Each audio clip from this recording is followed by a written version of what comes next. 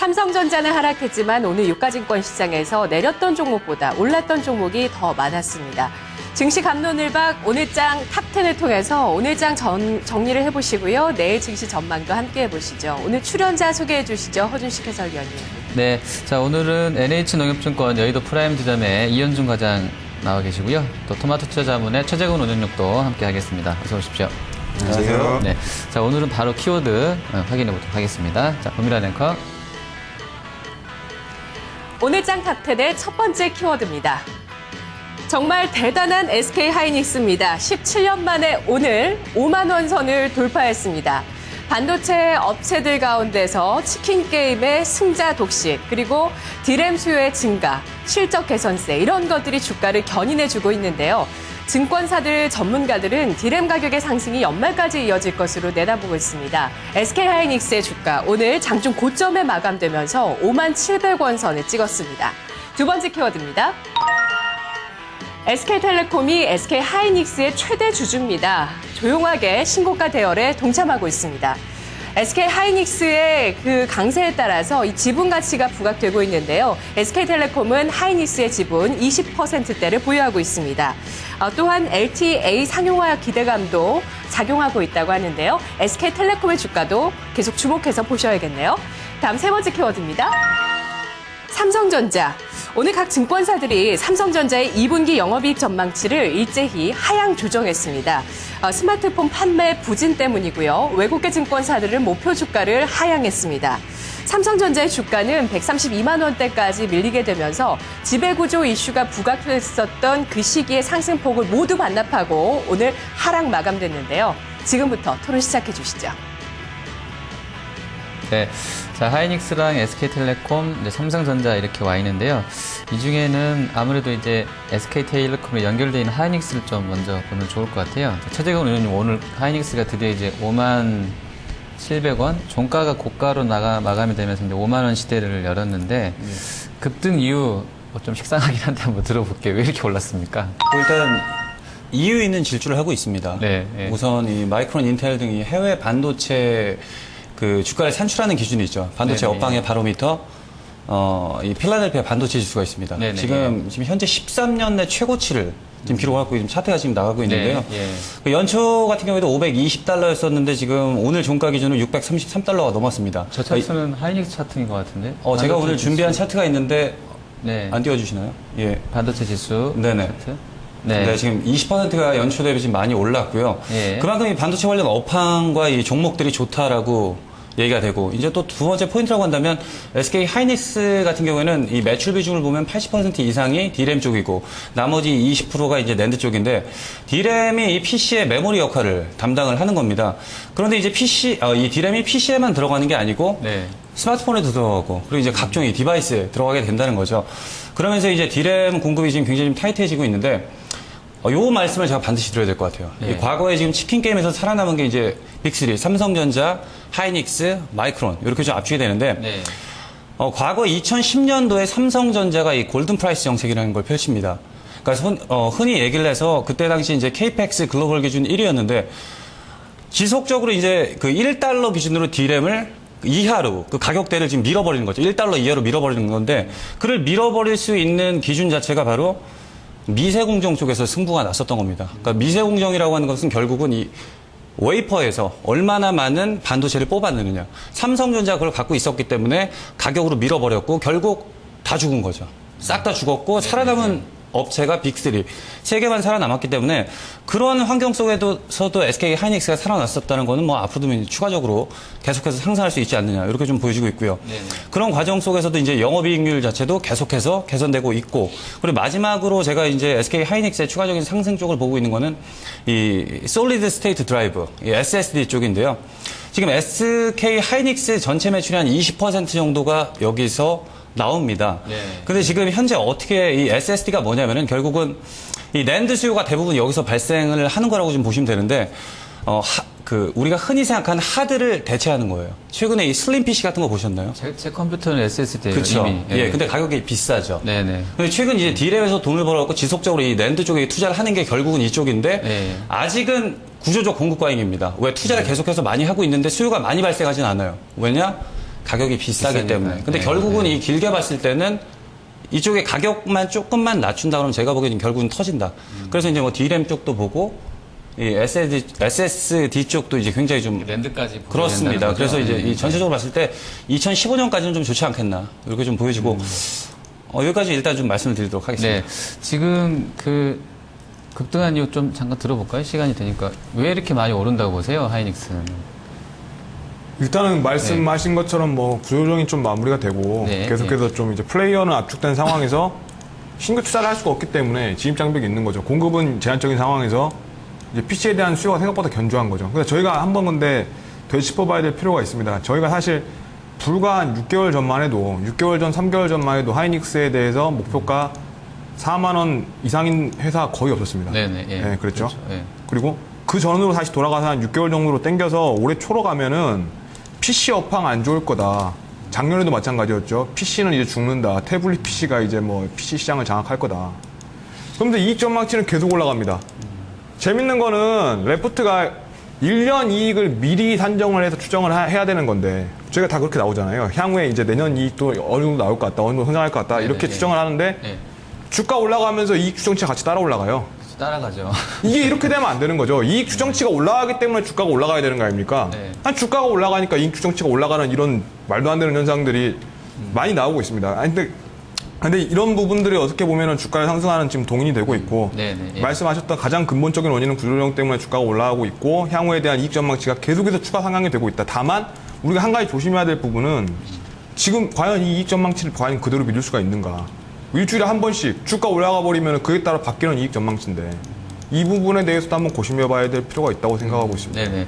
그러니까 지금 최근에 이제 보면 뭐 미래에셋에서도 연구원이 이제 7만 원 불렀고요. 근데 대신 쪽에서도 이제 7만 원 불렀어요. 근데 이제 대신증권 쪽 그 논리를 보니까 PBR을 들고 나왔더라고요. 퍼는 사실 지금 어제 종가 마이크론이 이게 몇 배지? 10.08이고 오늘 하이닉스가 딱 10배쯤 되거든요. 오늘 종가가 지금 36조까지 올라왔으니까요. 근데 이제 PBR을 들고 나와서 그 연구원, 대신증권 연구원 논리는 마이크론하고 샌디스크가 저기 지금 나왔네요. 그림에. 마이크론하고 샌디스크가 PBR이 3.2이기 때문에 하이닉스 3.2 가야 된다 했어요. 근데 이제 본인이 지금 표에 보시면 추산해 놓은 걸로는 2.1배밖에 안 나오잖아요. 내년에는 1.7배. 그러니까 무조건 3.2배니까 7만 원 가야 된다 그랬습니다. 근데 이제 요거 보면 하이닉스는 지금 그림 보시면 ROE가 이제 20% 선밖에 안 되기 때문에 좀 PBR 3배가 어떻게 보면 말도 안 되지 않나 하는 생각도 해보게 되는데 이 연구원의 이 논리가 말이 된다고 보세요? 운영자님 어떻게 뭐 일단 지금 보십니까? 현재 마이크론 같은 경우에 주가가 지금 차트가 준비가 되는지 모르겠는데 네. 뭐 기술적인 됐습니다. 상승을 하고 있습니다. 바닥에서부터. 뭐 그 결국은 이 마이크론 그리고 뭐 인텔 뭐 이런 것들이 지금 필라델피아 반도체 지수를 구성을 하고 있는데 네. 그런 것들 흐름이 이 선행 지표 역할을 한다는 거죠. 꾸준하게 그 미국 쪽에서 좀 좋아지고 있는데 굳이 뭐 안 좋은 이유를 억지로 갖다 붙여갖고 지금 시장의 흐름을 뭐 저는 역행할 필요는 없다고 좀 보고 있고 뭐 이런 저는 그런 생각을 갖고 있습니다. 그러니까 밸류가 지금 네네. 실제로 마이크론하고 샌디스크를 제가 찾아봤어요. 그랬더니 3.2배 하나 3.6배 이렇게 나왔더라고요. 근데 걔네는 샌디스크를 이연구원이 왜 데리고 하는지 모르겠는데 뭐 아주 똑같다고 할 수도 없겠는데 마이크론은 비교한 건 이해가 되는데 마이크론은 이미 ROE가 30%가 넘어갔더라고요. 그러니까 거기는 PBR 3배 이상 주는 걸 제가 이해를 했어요. 근데 왜 하이닉스는 20%대인데 PBR이 3배를 가야 되냐 해서 제가 좀 여쭤봤던 거고요.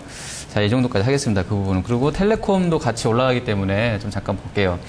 이 지분을 많이 갖고 있기 때문에 이제 오늘 나왔던 리포트는 사실 다 이제 텔레콤 주가 올린 거 대부분 다 이 리포트 때문인 것 같은데 워낙에 뭐 7조 원 들고 있는데 이게 이제 이거 빼버리면 지금 시총이 20조가 안 되는 상황이라서 너무 싸다 뭐 이런 개념인 것 같아요. 텔레콤은 하이닉스랑 앞으로 좀 같이 갈 수 있다고 보시나요? 어떻게 전문가님 어떻게 보세요? 아니 과장님. SK텔레콤이요? 네네 예. 사실 뭐 구조 자체는 뭐 결정적으로 틀립니다. SK 하이닉스 뭐 지분 가치가 올라가면서 당연히 좀 올라가는 건 있겠지만은 SK텔레콤이 올라가는 이유는 SK 하이닉스의 뭐 지분 가치도 어느 정도는 영향을 미치고 있지만 그것보다는 절대적으로는 뭐 통신 사업 지금 뭐 설비 투자가 이미 다 끝나 있는 상태에서 네네, 지금 각각 네. 끝나고 그대로 네. 이익을 그대로 땡기고 있는 상태거든요. 네. 그러다 보니까는 지금 사실 뭐 작년도 이익이 어떻게 보면 좀 컸지만은 향후에도 계속해서 이익은 순이익을 계속해서 땡기는 단계입니다. 그리고 지금 전체적으로 ASP 자체가 올라갔죠. 기존에 저희가 뭐 통화 무료 무제한 뭐 이런 거 하려면 뭐 11만 원 막 이렇게 되고 막 그랬었잖아요. 그것도 무제한은 아니었어요. 100시간 뭐 이렇게 뭐 정확하게 기억이 안 나는데. 네. 근데 지금은 일단 기본료 LTE 기본 가입해서 뭐 하게 되면은 최소 6만 원, 최소 7만 원, 8만 원부터 시작이지 않습니까? 근데 이제 그게 대대가 되면서 기존에 2, 3만 원 가입자들, 통화를 안 쓰던 가입자들이 LTE를 위해서 7, 8만 원 올라가기 때문에 전체적인 가격이 올라갔죠. 전체적인 가격, 판매 가격은 전체적으로 올라가게 되고 또 투자는 끝났고. 그러니까 구조적인 성장의 시대가 지금 SK텔레콤 통신 3사가 지금 맞이하고 있는 거고, 거기서 이제 과당 경쟁에 대한 부분들이 조금씩 이제 왔다 갔다 하면서 주가의 모멘텀이 되고 있지만, 그런 부분들이 향후에 SK텔레콤이 장기적으로도 추가적인 상승 여력은 뭐 조금은 더 있다. 좀 이렇게 판단하시는 게 맞는 것 같습니다. 그러면은 하이닉스랑 SK는 좀 다르게 보자는 말씀이시고, 아까 그 하이닉스는 너무 좀 많이 올랐던 부분이 있지 않나라는 견해로 봐야 되나요? 저희가 이해해도 되나요? 추가적인 상승 여력이 있다고 판단을 하고 있습니다. 추가적인 상승 여력은 있는데 좀 과도하다. 너무 이제 뭐 그 의견들이 친다 뭐 이런 건가요? 그렇죠. 너무 지금 그냥 주가가 가니까는 그냥 따라서 이익이 가고 있습니다. 사실 불과 이 레포트들을 보세요. 불과 이제 얼마 전에 쓴 레포트들을 보세요. 목표 주가 갑자기 어떻게 올라가는가. 이걸 한번 보시게 되면 과연 이 의견들이 정말 가능성이 있는지 네, 그 부분에 대해서도 의심이 되는 거죠. 둘 다 된다고 보시는 견해세요. 그러면 하이닉스랑 텔레콤이 같이 앞으로 근데 이게 더 보통 올라갈 수 있다. 보면 실적 시즌 근처에서 항상 이런 현상이 비슷하게 나타납니다. 네. 작년에도 그랬고 올해도 지금 뭐 6월달 같은 경우에는 중간 배당도 하기 때문에 뭐 이동통신 3사 중에는 가장 많이 지금 배당을 하고 있고 뭐 거기에 SK 하이닉스 신고가 모멘텀까지 생각을 한다면 뭐 지금의 상승 뭐 저는 조금 좀 오버슈팅이 아닌가 좀 생각도 들지만 네. 뭐 어느 정도 좀 정당화는 된다고 보고 있습니다. 하이닉스는 지금 구간에서도 가능하겠다라고 예. 보시는 거죠? 네, 삼성전자 질문 드려도 되나요? 삼성전자 얼마나 더 내려갈까요? 그러니까 그 자금을 많이 운용하시는 주식 투자자분들이 또 지수와 연동이 많이 되는 큰 종목이다 보니까 어느 정도 내려가면 또 트레이딩 하시기 위해서 들어가셨다가 또 올라가면 파시고 이런 식으로도 많이 수익을 보고 계신다고 하더라고요. 어느 정도까지 조정받으면 매수가 가능할까요? 그리고 제가 먼저 제 개인적인 의견을 간략히 말씀드리면 네, 네, 예. 이 다음 달 초에 이제 삼성전자 프리어닝 시즌 필두로 해서 2분기 실적 시즌에 들어가게 됩니다. 네, 네, 근데 예. 그동안 이 삼성전자가 올라갔던 건 2분기 실적에 대한 기대치를 갖고 올라갔던 게 아니고 이 삼성전자 지배구조 관련해 갖고 뭐 외국인들의 좀 공격적 수급이 몰렸던 측면. 하지만 이제는 실적 시즌이 오고 있기 때문에 두려운 거죠. 지금 최근 증권사 HMC 투자증권이었나요? 그쪽에서 지금 발표한 걸 보면 8조가 지금 안 되는 영업이익이 나오지 않겠느냐. 뭐 네, 중저가 네. 스마트폰도 좀 많이 안 팔렸다. 이런 것들 때문에 좀 그런 것 같은데 실적은 일단은 이 바닥이라는 거는 저는 7월 초에 발표될 실적은 조금 확인을 하고 가야 되는 게 아닌가. 그리고 이제 실적이 마무리되는 단계에서는 이제는 그동안 폭발적인 성장을 했던 이 성장주로의 면목보다는 이제는 좀 가치주로서 다시 한번 좀 조명을 받고 네, 좀 그때부터는 네. 좀 반등이 나오지 않을까 그렇게 좀 보고 있습니다. 과장님도 같은 생각이세요? 어떻게? 같은 부분도 있고 좀 다른 부분도 있는 것 같습니다. 지금 삼성전자는 지금 과도기적인 단계인 것 같아요. 원래 기존의 성장주로서의 프리미엄을 가지고 150만 원까지 올라왔다면 지금부터는 사실 성장에 대한 어떤 부분은 말씀하셨던 것처럼 조금 좀 제한적이다. 왜냐하면 그 말씀하셨던 플래그십 부분의 성장이 좀 제한적이라고 보고 있고 또 저가 부분에서는 단가 하락 압박이 있기 때문에 그런 부분들이 있는데 지금 여기서는 이제 삼성이 이제 지배 구조를 이제 변경을 하게 되면서 과연 배당을 얼마나 하게 될 것이라는 기대감이 있는 거죠. 배당주로서의 어떤 삼성전자를 판가름을 했을 때는 전 주가 상승이 충분히 더 있다고 봅니다. 가치주인 상태에서 배당에 대한 저희가 이제 배당 할인 모형이라 그래가지고 주가가 배당을 얼마나 하는지에 따라서도 주가 산정하는 모형이 있게 되는데 이제 그러한 부분들이 정말로 이제 배당 삼성전자의 고배당이 현실화가 된다면은 충분히 더 추가 상승 여력이 있다. 결과적으로 이 삼성전자의 주가 향방은 지배구조와 그리고 향후 성장성 이 두 가지를 동시에 놓고 봐야 되는데 지금 이 과도기적 단계에서 주가가 어떻게 흘러갈까 이 부분에 대해 이런 부분들 때문에 지금 박스권에서 좀 흔들리고 있다. 좀 이렇게 판단하시면 될 것 같습니다. 네, 알겠습니다. 자, 다음 키워드로 넘어가겠습니다. 권비라 앵커. 네, 다음 키워드 보시죠. 네 번째 키워드 FOMC입니다. 간밤 FOMC 성명서와 옐런 의장의 발언에서 우려와는 달리 매파적인 발언이 없었습니다. 그에 대한 안도감으로 미국 증시가 하락하던 미국 증시가 상승으로 방향을 돌리면서 장중 고점에 마감됐는데요. 6월의 FOMC는 끝났습니다. 자, 이제 우리 시장을 움직일 키가 뭐가 될지 잘 생각해 보셔야겠습니다. 여섯 번째 키워드. 영국을 방문하고 있는 리커창 총리가 중국의 경제 경착륙은 없을 것이라며 강력한 경기 부양책 없이도 장기적으로 적절한 성장 속도를 유지할 것이라고 발언했습니다. 단호하게 중국의 경기 둔화 가능성은 없다라고 밝힌 건데요. 자, 중국의 경기와 정책, 과연 우리 증시에 도움이 될 수 있을까요? 6번째 키워드, 월드컵 특수 기대감입니다. 최근 들어서 월드컵 시즌에 특수가 있었습니다. 증시가 최근 월드컵 기간 동안 상승을 한 건데요. 2006년 독일 월드컵에서는 코스피가 5.15% 상승했고 또 2010 남아공 월드컵은 3.5% 올랐습니다. 세월호 여파로 내수가 침체돼 있는 현재 시점에서 어느 때보다 월드컵 특수를 기대하고 고대하시는 분들도 아마 많이 계실 것 같은데요. 앞으로 수출 증대 효과까지 기대할 수 있을지 가늠해 보겠습니다. 7번째 키워드, 이라크 장기화. 이라크 사태가 악화되고 있습니다. 미국 증시의 장중 저점을 형성했던 이유였는데요. 이라크 반군이 이라크의 최대 정유시설을 장악했습니다. 이에 따라서 BP와 다국적 이런 정유사들이 이 직원들을 철수시키는 사태가 일어났는데요. 이라크 사태 장기화가 증시에 미치는 영향력은 제한적일 것이라는 게 중론인데, 자, 과연 앞으로 이런 여러 가지들 변수 가운데서 어떤 것들이 좀 영향력이 있을까요? 자, 어떤 부분들을 얘기해 볼 만할 것인지 세 분 이야기를 통해서 들어보도록 하겠습니다. 허 의원님. 네. 자, 이번엔 이현준 과장님께 선택권 드리겠습니다. 이 중에 어떤 키워드 좀 보면 좋을까요? 예, 뭐 FOMC 관련 얘기를 오늘 좀 하는 게 나을 것 같습니다.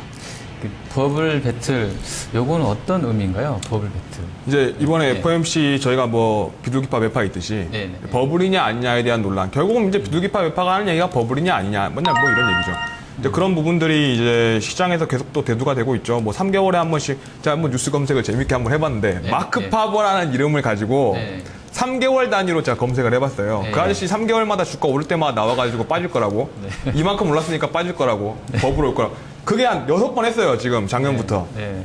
작년부터 6번 동안 3개월마다 빠질 거라고 막 이런 얘기를 하죠. 근데 그러한 부분들이 지금 미국에서는 굉장히 계속 화두고. 그러니까 근데 버블이니까 깨지면서 빠질 거다 이런 그렇죠. 의미인가요? 그 얘기를 이제 네. 한 1년 반 전부터 계속 한 거예요. 네, 네. 이제 버블이니까 깨질 거다. 버블이니까 깨질 거다. 조금 있다 깨질 거다. 조만간 깨질 거다. 그 조만간이 벌써 이제 1년이 넘었고 상승률은 뭐 30% 이상. 네. 정말 한번 해보세요. 이게 정말로 저희가 뭐 전문가라고 앉아있지만은 그 사람들이 어떤 얘기를 했고 지나와서 어떤 얘기들을 해왔고 그게 향후에 그 사람이 어떤 예측을 하고 향후에 또 어떻게 맞을지 그걸 알려면은 우리가 비교 검토를 해봐야 되지 않을까요? 지금 이 자리에 앉아있다고 해서 꼭 그 사람 말이 절대 옳지 않다는 것도 한번 생각을 해보십시오. 뭐 저도 뭐 일개 전문가이기 때문에 예측을 할 뿐이지 절대 맞는 건 아니고요. 그러면 네. 지금 어제 나왔던 그 연준의 스탠스는 그 버블을 조장하고 있다 뭐 이런 쪽으로 해석이 되겠습니까? 지금 앨런 의장의 가장 큰 특징, 역대 연준 의장과 다른 가장 큰 특징은 증시에 대해서 좀 직접적으로 언급을 한다는 겁니다.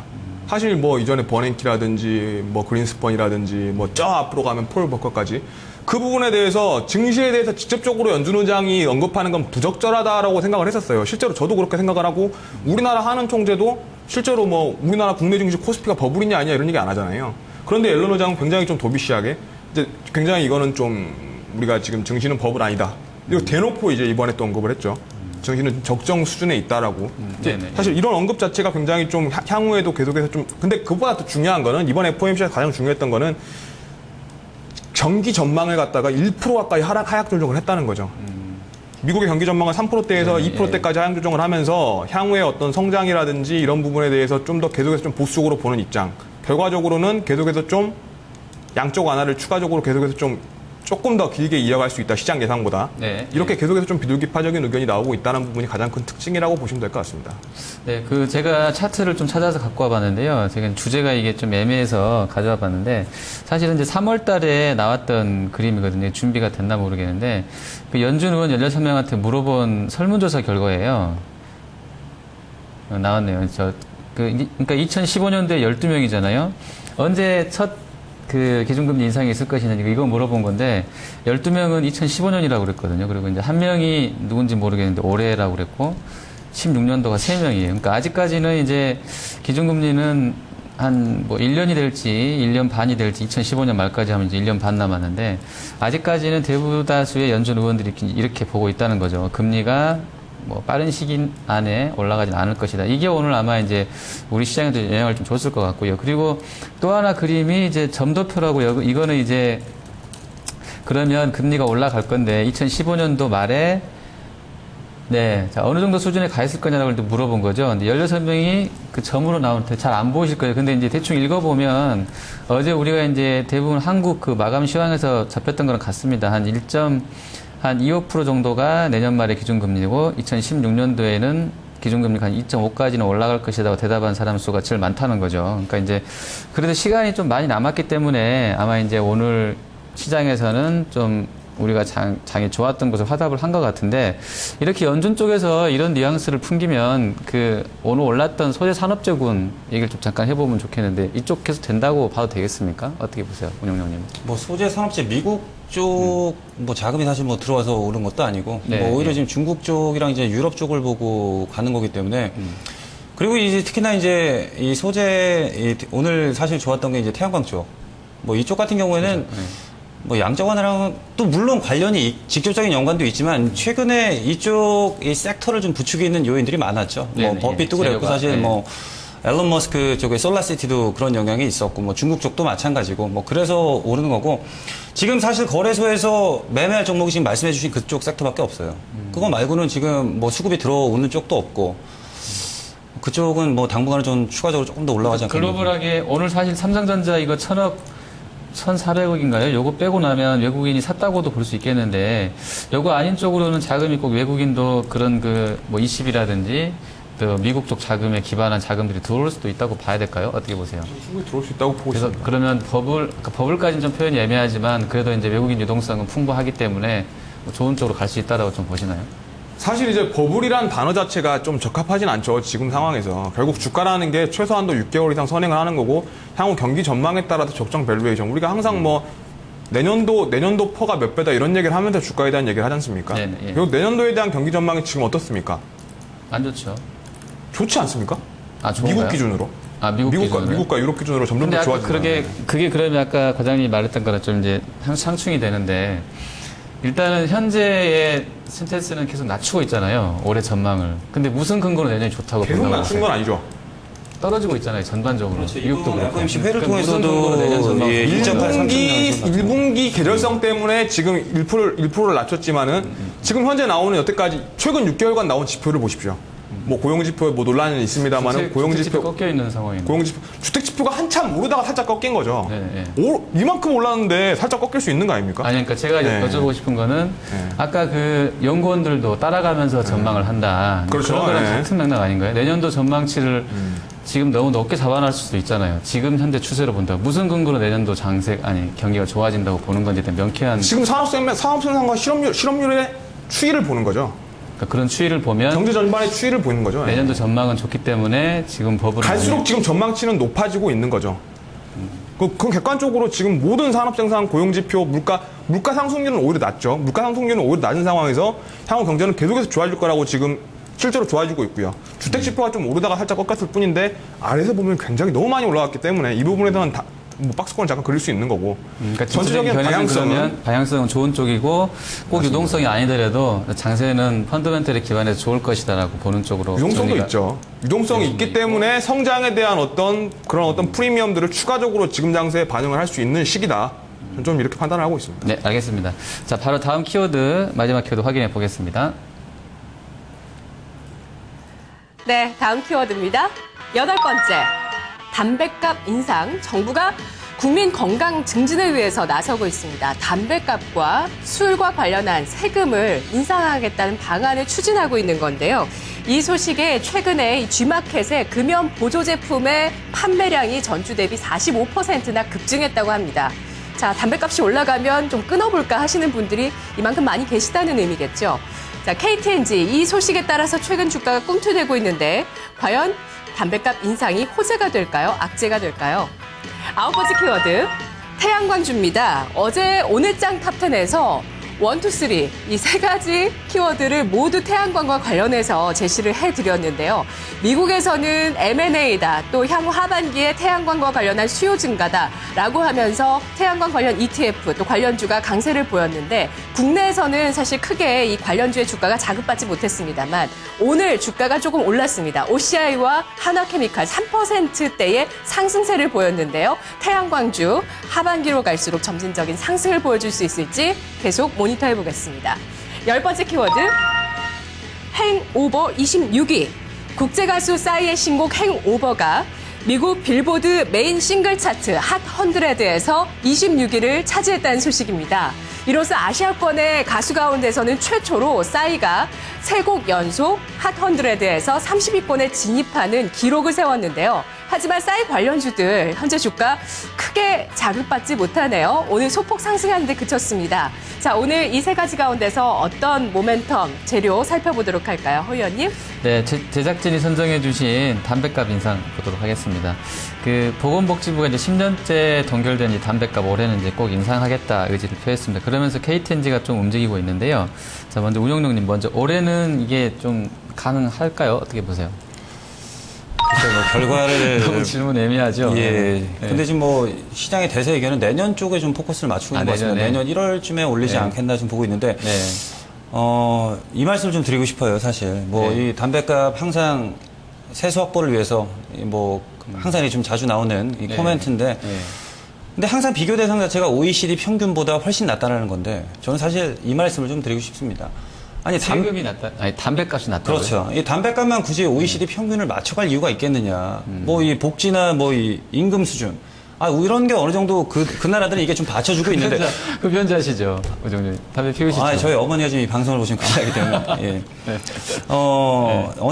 그런 게 사실상 좀 많이 답답하고요. 또 한 가지 더 팁을 좀 말씀드리면 맥주값만 해도 그렇습니다. 이 주요 이 선진국들, 일본 같은 경우도 보면 세금이 우리나라 굉장히 비싸요. 그리고 이제 뭐 물만 틀면 맥주가 나온다는 독일. 거의 뭐 세금만 보면 100배 이상 비쌉니다.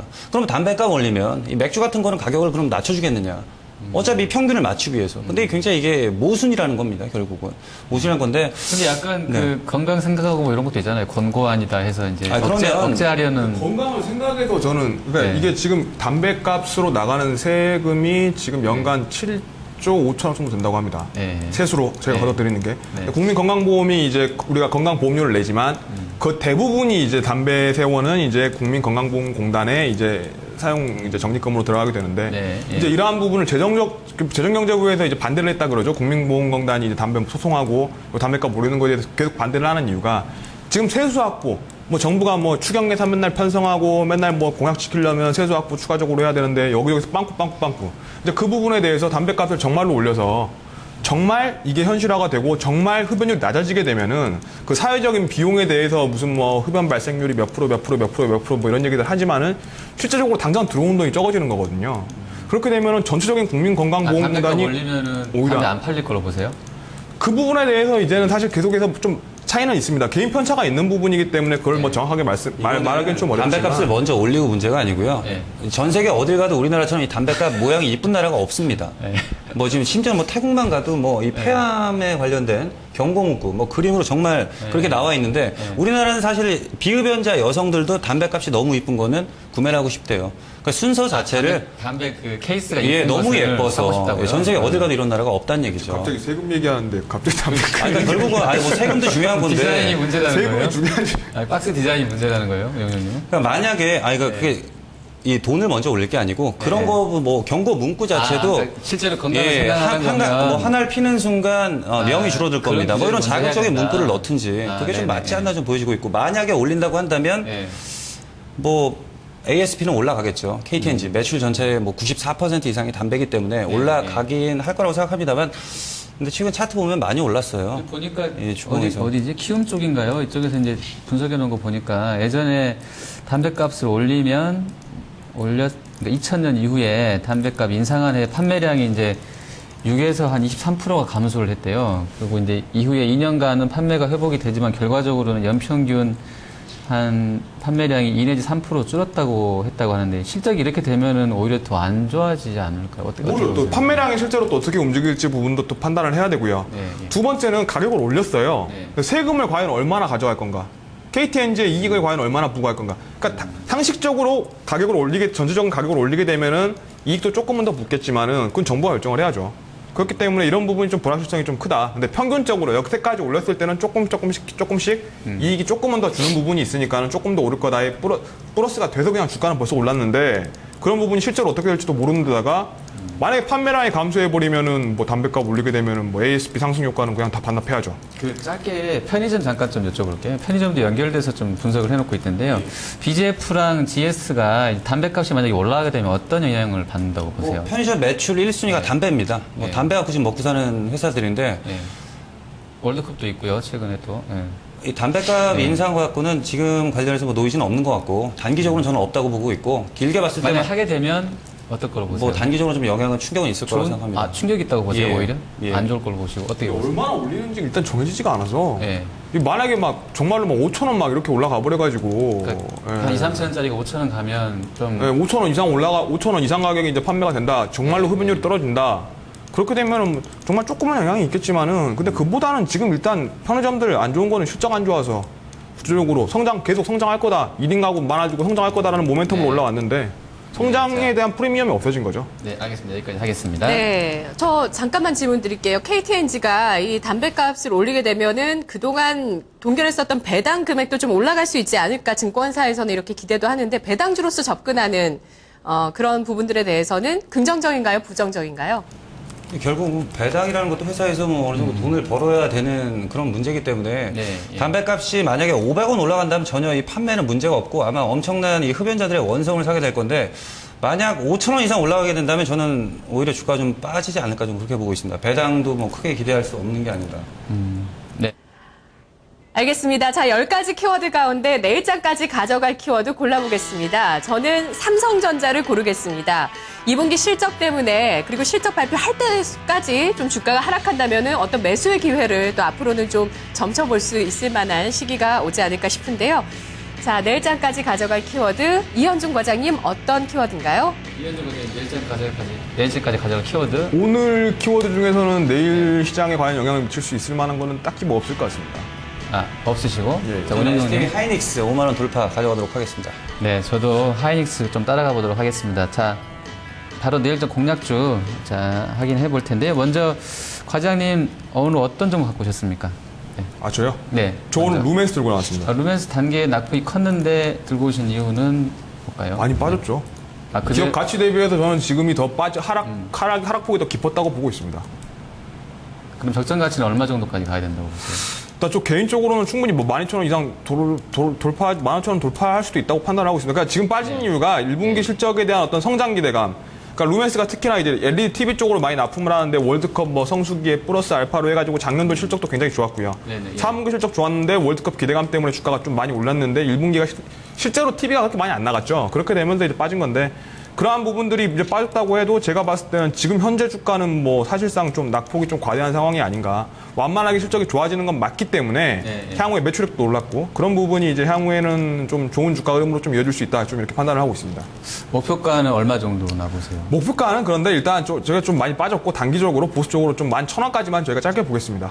11,000원까지요? 예, 예. 아, 예, 알겠습니다. 우정동님은 어떤 종목 갖고 오셨습니까? 저 심택을 가지고 왔습니다. 네. 예, 제가 오늘 가져가자 는 키워드가 이제 반도체이기 때문에 예, 역시나 그 섹터 안에서 심택이라는 종목을 갖고 왔는데 네.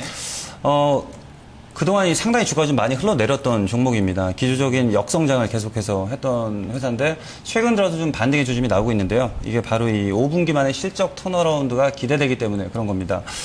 동사는 이례적으로 실적 공시를 했습니다. 주요 상장사 중에 가장 먼저 실적 공시를 했고 2분기에는 뭐 주요 증권사들 의견도 좀 종합해 봤을 때는 일단은 흑자 전환에 좀 성공하지 않겠느냐. 만약 흑자 전환에 성공이 된다면 이 탄력도 자체가 굉장히 좀 높을 것으로 네. 사료가 되는 종목입니다. 정상적인 영업 환경에서는 영업이익률 역시도 한 자릿수가 아닌 두 자릿수가 나와야 되는 회사가 정상이기 때문에 이번에 턴어라운드 가능하다면 3분기 때는 더 좋아질 수 있다. 목표가는 얼마 정도? 목표가 8,000원 제시해드리고요. 선주얼 라인 6,500원, 매수가는 오늘 종가로 제시해드리도록 하겠습니다. 네. 자, 최재고 운용력은 심택 목표가 8,000원 주셨고요. 이현중 과장님은 루멘스 목표가 11,000원 주셨습니다. 투자에 참고해 보시면 좋을 것 같습니다. 자, 시장이 일단 원화가 다시 이제 연저점 부근까지 와 있습니다. 오늘 한 4원 정도 밀렸고요. 이 원화 강세 나오면서 주식하고 채권까지 같이 좋아지는 이 트리플 강세장 한번 나오기를 기대해 보겠습니다. 시청해 주신 여러분 고맙습니다.